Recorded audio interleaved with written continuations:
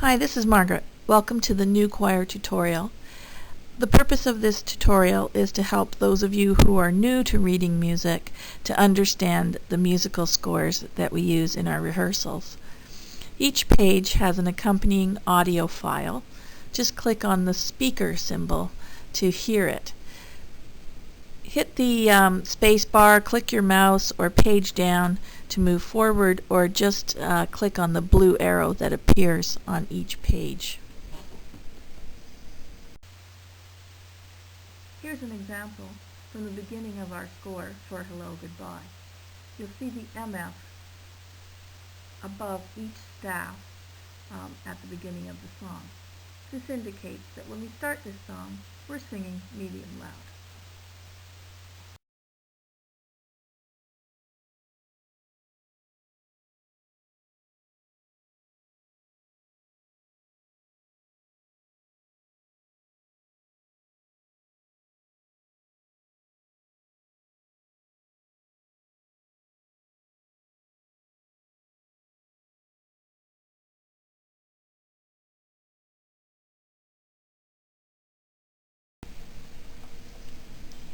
Another way that we show dynamics on our musical scores is with the use of the crescendo symbol. It's this sign above the staff that looks like a less than sign in math. It can be quite short when you're supposed to grow louder over a very short period of time, or it can be elongated over several bars of music. Another way to show crescendo is simply to use the words C-R-E-S-C period above the staff.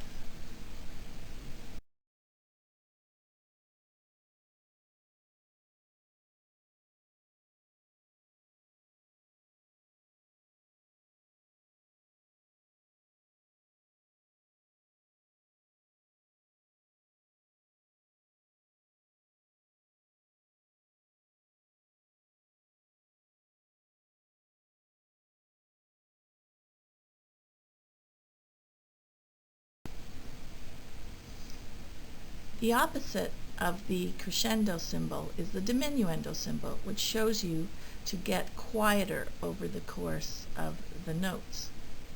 This is a little snippet from Hello Goodbye, and in the very last word of the song, we get very quiet over the course of the last three notes. While we're on this page, another symbol that you will see in our music is the pause symbol. That means that we hold that note. The standard in music is to hold the note for another half of its value.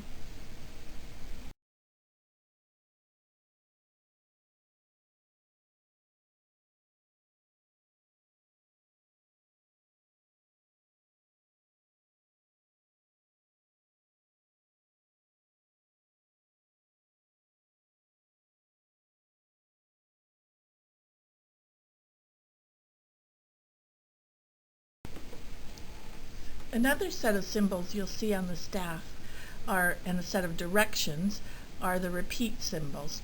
This slide shows a start repeat symbol, which is a solid black line, a lighter black line, and then two dots surrounding the middle line of the staff. When you hit the end repeat symbol, which I'll show you in a moment, you'll then return to this start repeat and sing the section of the music again. You might do that more than once.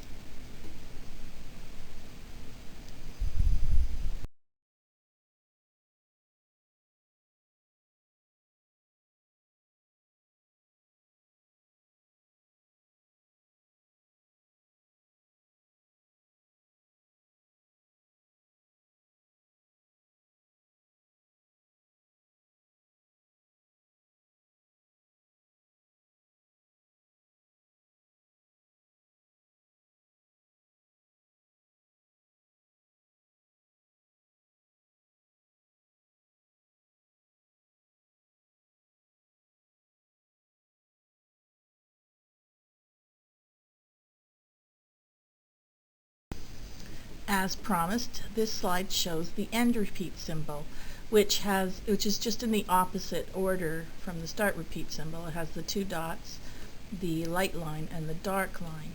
when you hit this point, you go back to the start repeat symbol. You'll notice on this slide that there's a line above the system that says 1, 2 under it. This indicates that you will repeat this part not just one time, but 2 times. So that, on the first 2 times, you will go to this particular ending under the 1, 2 line. The third time you sing through that section, you will go to the third ending, and instead of the notes under the first and second ending, and then you'll continue on from that point. Repeat signs are not the only way to indicate repeats of segments of music. When we need a more complex roadmap for repeats, we use what are called the coda and the dal segno symbols. Those are shown on this slide. I'll explain how they indicate how you should repeat the music in the next slide.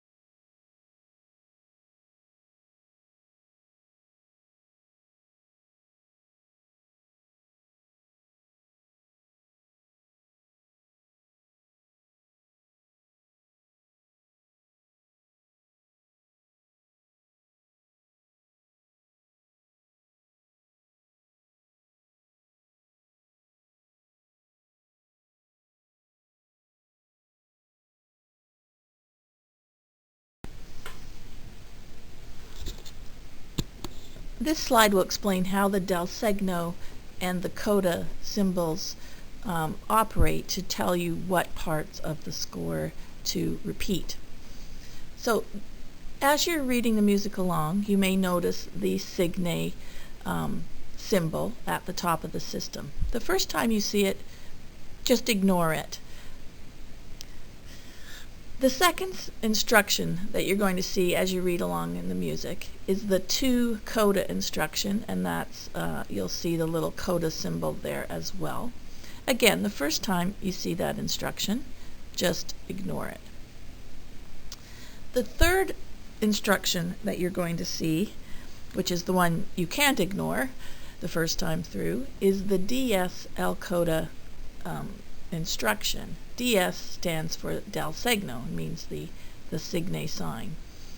We often also put the signe symbol itself there as an indication. So what that tells you to do is to go back in your score and find that signe symbol. You will then sing from that point until you find the 2 coda instruction. At that point you stop, and then you go and find the coda in the song, which is marked with the coda symbol and usually the word coda.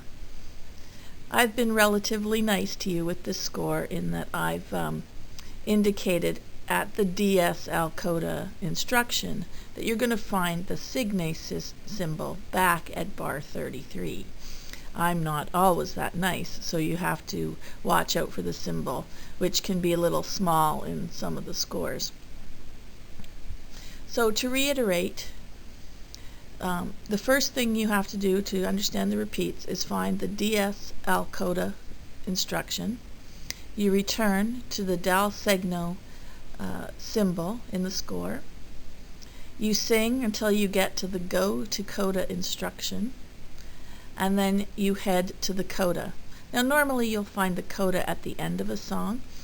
This is a segment of our score for Living on a Prayer, and it happens to be in the middle of the song at bar 67, but that's because we're putting two songs together, really.